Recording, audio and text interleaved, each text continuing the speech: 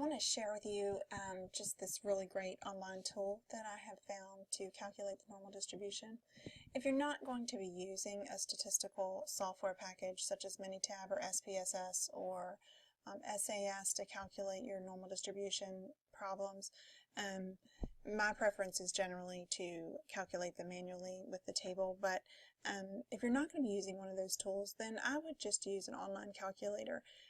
But I do strongly suggest that you use something that gives you that visual curve so that you can see what you're calculating. I think that's so important, and if you have ever been in one of my classes, if you've ever read one of my posts, you know that I think the most important thing that you ever do is to sketch your curve first. And the reason you should do that is so that you can see that you are calculating the right thing and kind of get a good idea as to what you're looking for, and validate that the area you calculate makes sense with what you have sketched and shaded.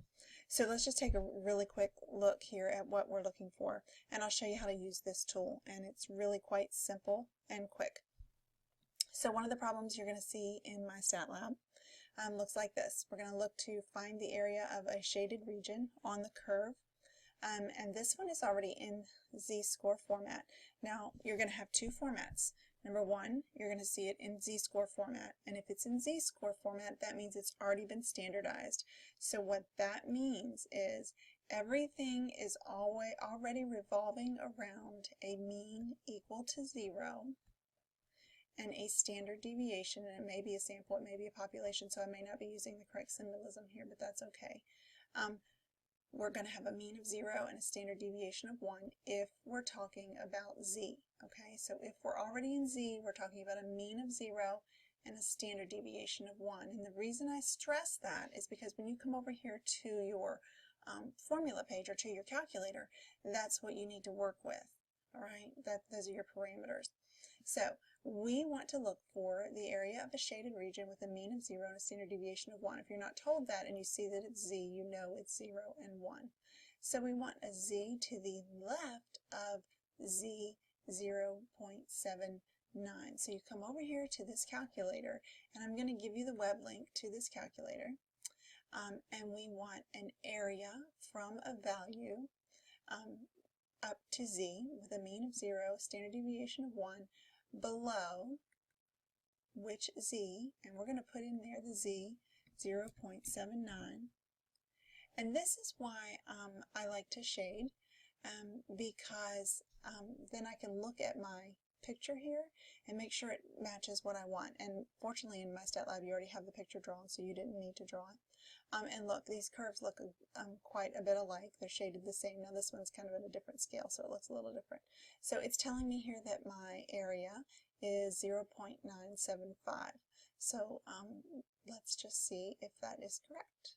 Let's enter in 0, or actually, sorry, calculate.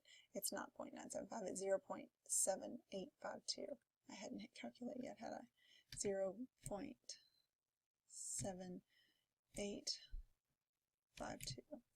And let's just see if we're right.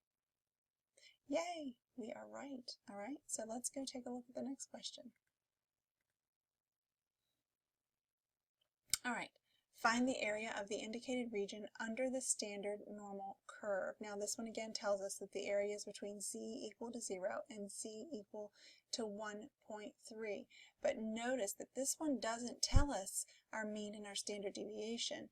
But what I said before, if we're working in Z, and this one is telling us that we are working in Z, so we're in Z. So our mean is 0 and our standard deviation is 1.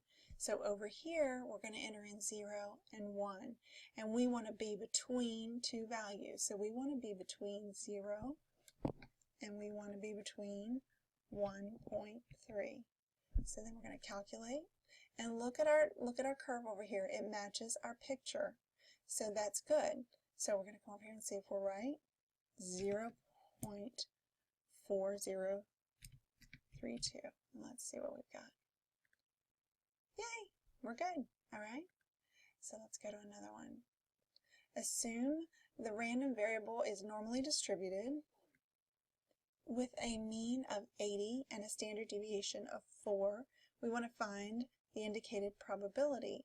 Now, normally we would need to standardize this and convert to z-score so we could look it up on our table, but we don't really need to with this calculator because it'll work it out for us. But in this case, we don't have our curve, so since I am really uptight about this, I'm going to draw my curve because I want to make sure I have the right thing. So I'm going to plot, whoops, that's not even a straight line. I'm going to plot my mean right in the middle, and I want to know the probability of being less than 74. So 74 is going to go right over here somewhere on the left.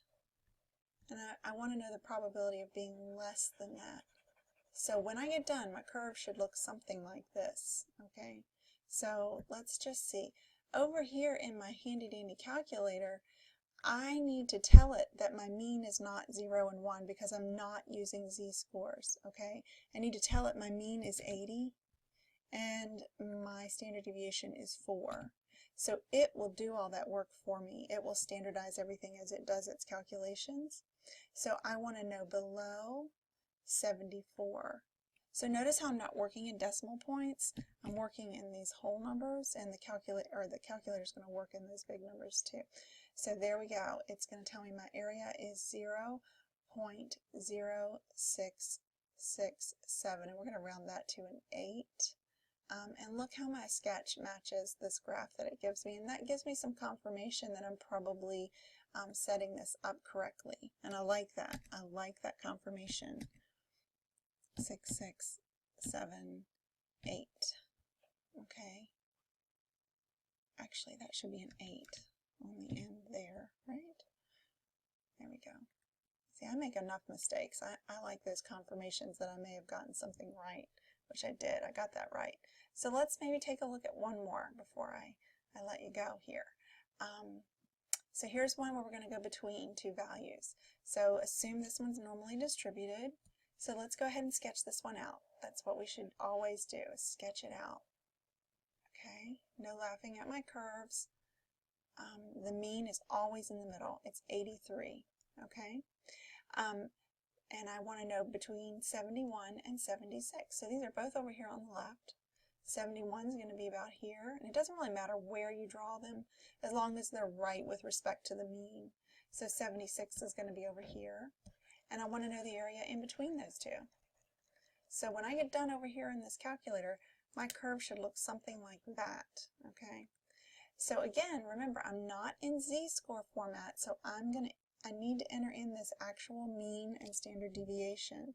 So this mean is 83, and my standard deviation is 5, and I want to be between two values of 71 and 76. So I'm going to hit recalculate, and look, my curves match. So I'm going to check this value of 0.0726. And I bet I get this one right. Yes, I did. Okay, so that's how we can use this online calculator, and I will add this link along with this video. If you have any questions, just email me.